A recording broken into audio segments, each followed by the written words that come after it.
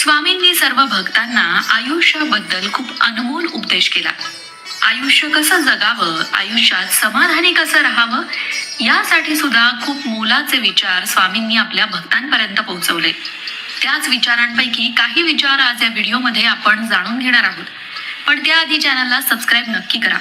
मंडळी, तुम्ही जर स्वामी सेवेकरी असाल तर कमेंट बॉक्समध्ये श्री स्वामी समर्थ असं सुद्धा नक्की लिहा. तसं तर तुम्ही जर सेवेकरी असाल तर स्वामींच्या उपदेशांबद्दल तुम्हाला माहितीच असेल, पण तरी सुद्धा त्यातली एखादी गोष्ट जरी तुम्हाला माहिती नसेल तर ती आज या व्हिडिओच्या माध्यमातून माहीत होईल.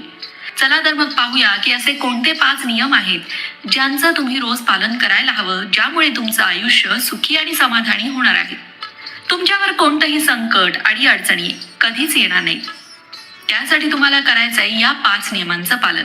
श्री स्वामी समर्थांनी सांगितलेला पहिला नियम म्हणजे तुम्ही स्वतःची तुलना दुसऱ्याबरोबर कधीच करू नका. कारण तुम्ही एखाद्याची तुलना करायला जाणार आणि तुम्हीच तुमच्या अडचणी वाढवून घेणार. त्यामुळे तुम्ही कधीही कोणासोबतही तुमची तुलना करू नका. प्रत्येक व्यक्ती ही वेगळी असते. त्यामुळे समाधानी राहा. स्वतःची प्रगती कशी करता येईल याकडे लक्ष द्या आणि स्वतः पुढे जाण्याचा प्रयत्न करा. दुसरा नियम म्हणजे जास्त विचार करणं बंद करा. कोणत्याही गोष्टीचा आपण जास्त विचार केल्याने आपला वेळ वाया जातो आणि साध्य मात्र काहीच होत नाही. म्हणून एखाद्या गोष्टीवर विचार करण्यात वेळ घालवण्यापेक्षा कृतीकडे लक्ष द्या. तिसरा नियम म्हणजे भूतकाळातल्या गोष्टींचा विचार करणं टाळा. खूप वेळा असं होतं की आपण काल काय गोष्ट घडली त्याचाच विचार करत बसतो.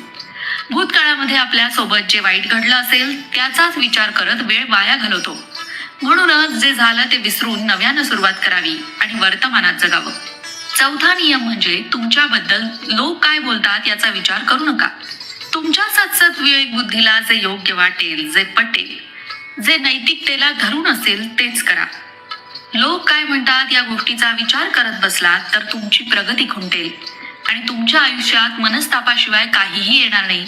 कारण लोक नेहमीच सगळ्याच बाजूनी बोलत असतात. शेवटचा नियम म्हणजे सतत आनंदी राहा. प्रत्येकानं जीवनात आनंदी आणि समाधानी राहिलं पाहिजे.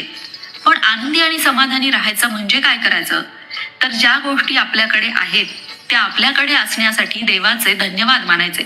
साधे सोपे सरळ नियम आहेत. या नियमांचं पालन जर आपण करत गेलो तर आपण आयुष्यात नक्कीच यशस्वी होऊ, नाही का मंडळी? तसंच आपल्या आयुष्यामध्ये श्रद्धा फार महत्वाची असते.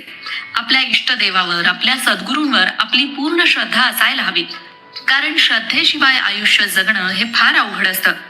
आणि या उलट जर आपल्या सद्गुरूंवर, आपल्या इष्टदेवावर पूर्ण श्रद्धा असेल तर आपल्या आयुष्यात येणाऱ्या प्रत्येक संकटाला आपण हसत हसत सामोरे जातो.